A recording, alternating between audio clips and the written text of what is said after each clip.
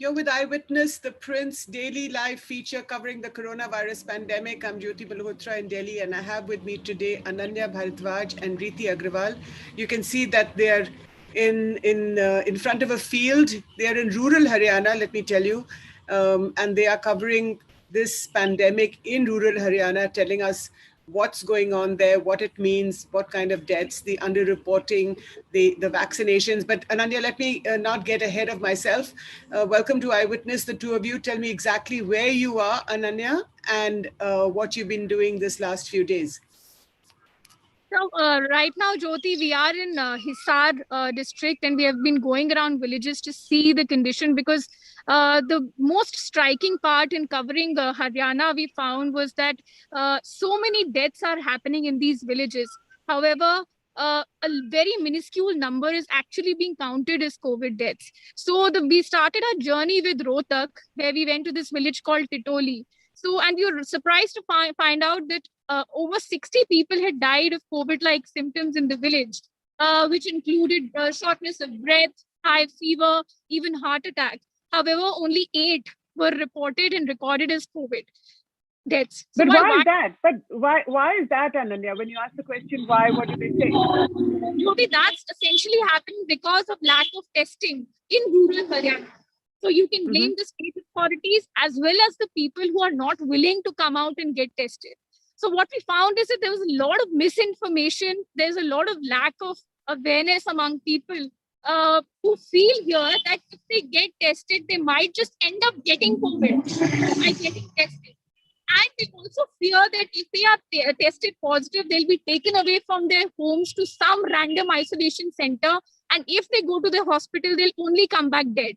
So this is the kind of belief that they have formed, and which is why most of them are preferring to isolate. And when we spoke to the doctors, we found out that it's getting very late by the time they reach the proper hospital for any kind of treatment. Because if for the first 10 days they are just taking home remedies, or they are just taking self-medication, it just worsens the case. And by the time they reach the hospital, it's too late. Right. So, Ananya, the question is that, it's been over a year since the pandemic first out. Of course, this second wave has been far more ferocious in its intensity, but Haryana is cheek by jowl with Delhi. I mean, Delhi sneezes and Haryana catches a cold. So why is it that rural Haryana, which is not as backward as in some other parts of the country, is quite well connected? Are you saying that they don't understand what COVID is? Jyoti, they are in denial. It is not that they don't understand. They think that COVID is some sort of disease that we cannot get. So they say that ये बुखार नहीं है, ये तो सिर्फ viral fever है, or it was just mere cold and cough. This is not COVID. So, we keep asking them, what do you think COVID is? So they don't have an answer for that, which is why I reiterate that point, that there's so much lack of awareness as to what COVID is, what are the symptoms, because every second household in rural Haryana now are facing, someone or the other is facing this symptom, but they don't want to accept or get tested or say, get proper treatment. Right. Ananya, the question, so viewers, go ahead, Riti. Yes. Yeah, many of them even mentioned that those who work don't get COVID. So, they were saying कि हम तो किसान हैं and we work, we sweat every day, so we won't get COVID. Yeah, this was another aspect that many of them mentioned. No, so you're saying that they believe they are not going to get COVID? They believe that we cannot get COVID. Why? Because number one, we have very strong immunity. So हम तो दूध पीते हैं, हम तो गाय का घी खाते हैं, हम तो we sweat it out in the fields. So we can't get COVID. We are very strong for COVID, and it is a disease that can only affect the urban population or the rich. So this is not something that, we'll get affected with. So I think that sort of denial is there, and that's what we saw. And in fact, a lot of doctors have been complaining that these guys don't come out of their homes to, get tested or take proper medication. Another very important aspect is that most of them are going to quacks and, these RMP doctors in the village if they have some sort of, say, symptom like a fever or any sort of cough. So they go to them, and these guys are also prescribing medicines just like that, which is actually proving to be fatal in many cases. Right. So, viewers, I would encourage you to ask your questions over the next 20 minutes or so. Ananya and Riti are online, and we are live on this special COVID live feature on rural Haryana. Neera has the first question to you, Ananya and Riti. Her question is, why are people not adhering to the COVID lockdown guidelines in Haryana? I assume that there are COVID lockdown guidelines. Why are they not being adhered to? Do you want to answer that? Yeah. Yeah, So, go ahead, Riti. yeah. So one of the first, there are basically two reasons as to why people are, boycotting the lockdown here in Haryana. One of them, it boils down to monetary issues. Many of them, it becomes hard for them to end their meat, and earn money. So most of them, we spoke to a lot of shopkeepers here, and a lot of them said, it's better to die of COVID rather than dying out of, poverty, hunger. And the second reason was also, they blamed it on the government. That is how, on the 16th of May, the authorities, which is Manohar Lal Khattar, he himself was inaugurating the COVID facility. So, there's a sense of hypocrisy that if the government is not following the lockdown guidelines, why should we? So, Jyoti, around 8 villages across Haryana have actually boycotted the lockdown. There have been panchayats that have been held, and they have said we are not going to follow this lockdown precisely because if Manohar Lal Khattar can come with 400 people and inaugurate a hospital and can flout these guidelines, then why can't we just step out to earn our meat? And if we are sitting at home, then if the government wants us to sit at home, then they should give us daily wages. So they are aware. It's not as if they're not aware of the COVID guidelines. They are aware about them. In fact, they say that give us money, give us daily wages, and we will not step out of the house. And who are you to tell us? I mean, is the government only to issue diktats, not provide a solution? That's what they say.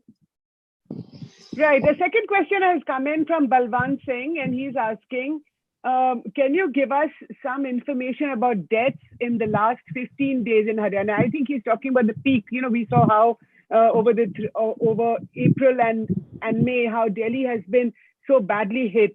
What about in Haryana over the last month or so? Haryana, according to the bulletin that had come yesterday, Jyoti, by the state authorities, around 700 yeah, deaths. Sorry, Ananya, can you just shift into the screen a little bit to your left, because that's much better. Thank you. Yeah. Go ahead. Yes. Around 7,700 deaths till now in Haryana have been reported, Jyoti. Daily they are seeing a caseload of about 3,000 cases, and till now the active number of cases are about 34,000, and number of total COVID cases in this month has crossed 74,000. So it's quite a huge number. However, in villages, like I said, the data, the bulletin that comes out is completely unreliable for a simple reason that there are not many tests that are happening. So we really don't know, as far as the data is concerned, how many deaths due to COVID, how many active cases, because that data is not being maintained very well. So if there are no tests, you really don't know how much impact this COVID has actually made in the rural areas.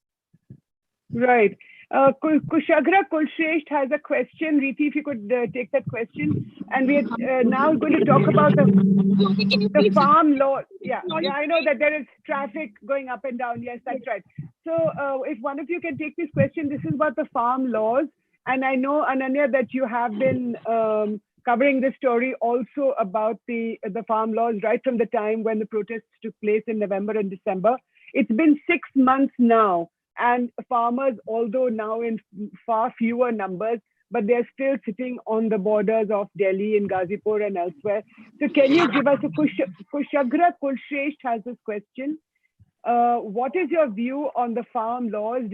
Are farmers going back? Is this one of the reasons why the COVID pandemic is still a threat to the lives of people?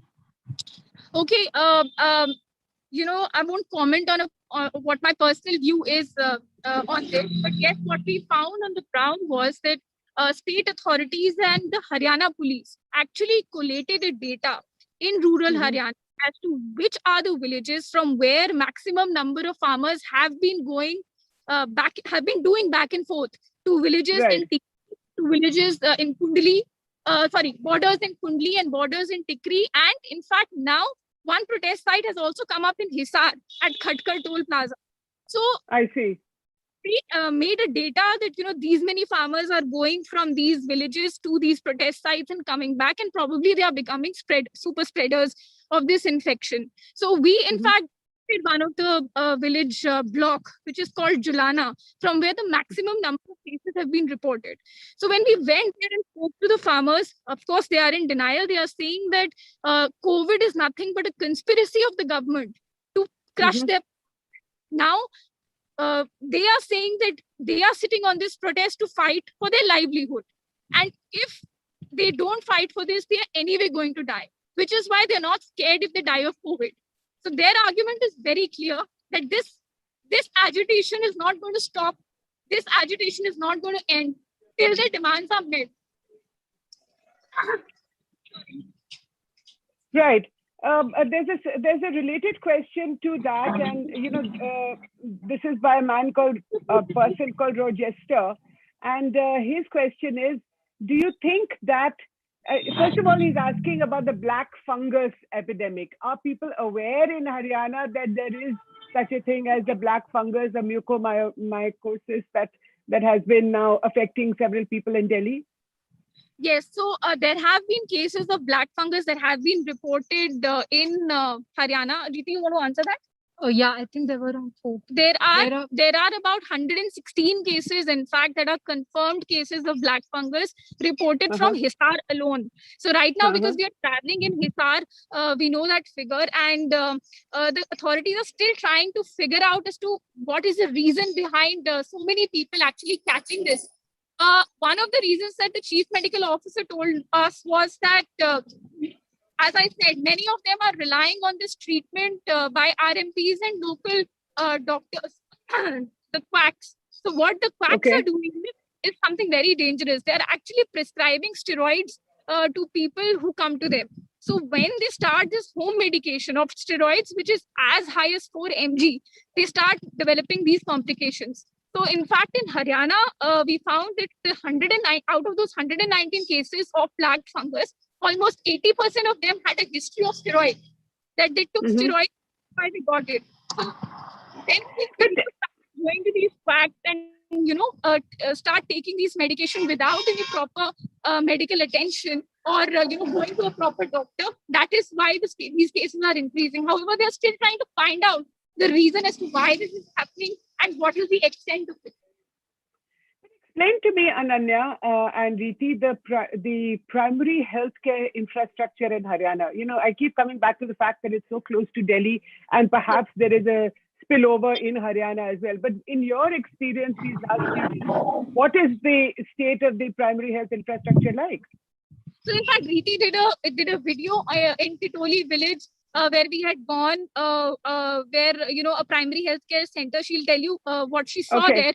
But from what we're seeing, an overview is that there is infrastructure. It is not that the buildings is an issue, but there is no staff and there are no resources to take care of people. There'll be a building, but there'll be no beds. There'll be a building, but there'll be no oxygen concentrators or any sort of medication that's available. And that's the story of almost each village. They have beautiful buildings, neatly designed. They're also doing it in schools, creating these COVID care centers. But again, staff is an issue. So Riti, can you just take them through? Yeah, Riti, can you, tell me a little bit more about this. You're seeing Ananya is describing the state of this beautiful buildings, but nobody inside them. Right. So we visited the COVID healthcare facility in Titoli, and what we saw was actually very shocking, to be honest, because as we were informed that center was also set up by the locals, and there was just bed. There was no proper provision of oxygen, and there were only like 2 oxygen concentrators, out of which only 1 was working. And one of the surprising things to be noticed was that there were no patients. There were no patients because people do not trust, they are not trusting the treatment that is going around in these centers. No doctor. Yeah, there was no doctor there. So, for the sake of it, it's called a COVID center, but then people are preferring to isolate at home because there are no facilities. There is no provision of food, no doctor, and there were hardly any medicines also, considering that we're going through such a big pandemic. Go ahead, Ananya. And here is that even in these COVID care centers that have come up in these villages, there are no MBBS. Say that again, Ananya. I didn't catch it. MBBS doctors here, or anyone to take questions from the people. So the lack of awareness is also because of the laxity of the administration. It is not that somebody is going to them and telling them, or making them aware of what COVID is and what they should do if they develop these symptoms. So there's one doctor there in Titoli was the in charge of that COVID care center, and he was an Ayurvedic doctor. So he didn't even have the expertise to prescribe this medication. So the patients they told us that अगर हम वहां जाते हैं वो हमें बोलते हैं कि मैं तो कोविड मुझे तो पता नहीं कि कोविड की क्या दवाई है तो आप घर जाइए पैरासीटामोल खाइए. This is what they are doing, and then he will prescribe some bit of vitamins or just giloy ki tablet. So this is what is happening. So there is no staff. There is infrastructure, but there is no staff to really take care of the patients. So why would they visit these COVID care centers when they don't have oxygen facility, no doctor to look at them? So that is what what is getting them even angrier. So there is a comment by one of our viewers, Pooja, and she says, I saw Riti's video on Corona Havan. So she's obviously following you girls traveling across Haryana. And so her question is, are people looking for alternatives? When the way you're describing the situation, it seems quite sort of pitiable. So are people then, because they don't have any doctors or any MBBS doctors to attend to them, Riti, perhaps you can take this question. What are the alternatives people are looking at? Sorry? What are the alternatives that people are looking at? I think definitely that is the case, because since information is not available freehand to these people, they are trying to reason as to how they can, probably fix this. And talking about, finding reasons, I mean, there's this story that we did about the 5G tower, where in this village, there were people dying. And, because there is lack of information, people are trying to relate it with maybe, because of the radiations of the 5G tower, these deaths are happening. So you can clearly see that there is a lot of lack of information and people are trying to associate it with whatever is around, So whatever tries to help them or give them this sense of hope. Right. As far as the alternative to cure this disease is concerned, yes, they are doing these havans, which they think will purify the air and kill this mysterious virus. They are also taking all these kadhas that they make at home. Some people who are having breathing difficulties are actually going and lying down under a bargad ka ped, thinking that we will the oxygen level will come okay. Some are eating neem leaves to kill the virus. So it's all just they are talking amongst themselves and coming up with these alternatives since there is no professional medical help that is available to them. That is quite incredible what you're just telling us, Ananya and Riti. But tell me, if I'm not mistaken, Hisar is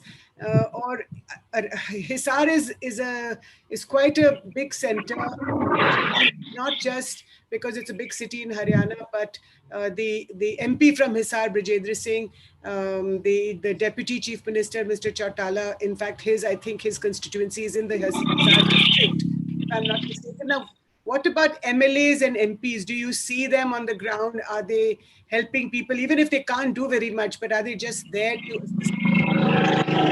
That's a very, very relevant point, Jyoti. Sadly, whichever village that we went to till now had the same sort of complaint that none of these leaders, be it the MLAs or be it the ministers, have actually come to the ground in the last 6 months. They are saying that is when they needed them the most and they backstabbed them. And which is why there is so much resentment among the people as far as the current government is concerned. So they don't even want to hear the name Dushyant Chautala in any of these villages. So I won't say that the reason is just COVID or just because they are angry that there is no healthcare infrastructure. The reason is also the farmers' agitation because these Jind area or Rohtak is a Jat belt. And a lot of these people have been participating in the farmers' agitation in the last 6 months. So that also is what they are angry with, that you guys are not supporting. They took votes saying that you will be supporting the farmers, but you have not done that. Instead, you've made an alliance with the BJP. So they are very angry as far as Dushyant Chautala is concerned. MLAs, MPs, in fact, have not been coming out to help people, which is why the resentment is growing even more. In fact, one of the villages from where Dushyant Chautala is a constituency of Dushyant Chautala, that is Uchana constituency. Yes. It's one of the villages that has actually boycotted the lockdown, saying that we are not going to sit inside our homes because Chautala never listened to us. He didn't even visit the village in the last 6 months. In fact, 4 months ago, his helipad in the village was also uprooted by the villagers because they were so angry. Well, if Dushyant Chautala knows what's good for him, I think, and I hope he's watching this video, and I hope he's listening to the two of you, and he better go back to his village if he wants to be re-elected. But a couple of other questions coming your way precisely on these farmers on the protest sites, Ananya, and Champiya has a question is on vaccines and whether the farmers on these protest sites, are they receiving any vaccines? Jyoti, no. So they have this, as I mentioned in the beginning of the live, that they are very hesitant as far as the vaccine is concerned or getting tested is concerned. So their theory is that if they get tested and if they turn out positive, they'll be isolated in their homes and they'll be forced to leave the ground, and which is why they don't want to get tested. As far as the vaccination is concerned, it is not just the farmers, but a general perception in rural Haryana that vaccine is something that will kill them. So they call it maut ki sui. They said ki maut ki sui ko kaun lagayega? Because there have been cases in the village wherein a person took a vaccine shot and fell sick, probably died. So they have heard these cases, and WhatsApp plays a major part in spreading these rumors. Because in one village, if you ask them, आपने देखा है किसी को मरते हुए injection लगा के? नहीं, हमने सुना है, हमने WhatsApp पे देखा था. So WhatsApp is playing a major role, in dissuading these people from actually getting vaccinated. So in fact, the health authorities also told us that we are having a very hard time convincing them. Even if we go and send ASHA workers to their homes and try to educate them about the vaccine, they refuse. And the panchayats are playing a big role because they in fact are saying that don't get vaccinated. Ye to maut ki sui hai. So that is what this is a major challenge even for the authorities who are trying to do their bit. I think we have like similar stories from a lot of people, see, like someone died, because of maybe they had like other problems, like, sugar levels were differing or something. A similar story we could see from a lot of people. Stories like they don't check your sugar levels before giving you a shot. What if somebody is already COVID positive and gets a shot, develops, even more complicated, it becomes even more complicated and that person dies. So according to them, these health workers are just putting vaccinations to everyone just to increase their numbers in their records. They are saying they're not doing the basic tests also, or asking if somebody has comorbidity, or giving any sort of advice that what should they do if they have like diabetes, and if they get a shot, what if we get some kind of complication after that. So which is why there's a lot of mistrust that we found on the ground for these authorities.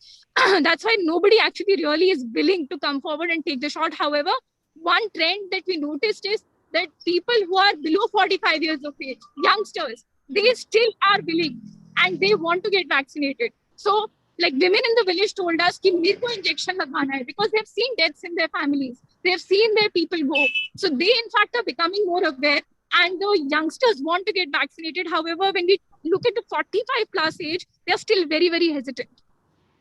So thank you for telling us in some detail about the vaccination situation, because we have a comment and a question by one of our viewers, Nikhil Hajirnis, who is saying, impressive ground reportage by ThePrint, commendable. But the one part of the question is also related to Anil Vij. Has Mr. Vij commented on the situation, especially about the vaccinations, both hesitancy as well as the drive? We have not been able to, in fact, we've been trying to get in touch with Mr. Anil Vij after especially his tweet on Coronil. So if you must noticed that he tweeted 2 days ago saying that we are procuring 1 lakh coronil, half of the expense will be borne by the state authorities, the COVID relief fund, and half will be given by Patanjali.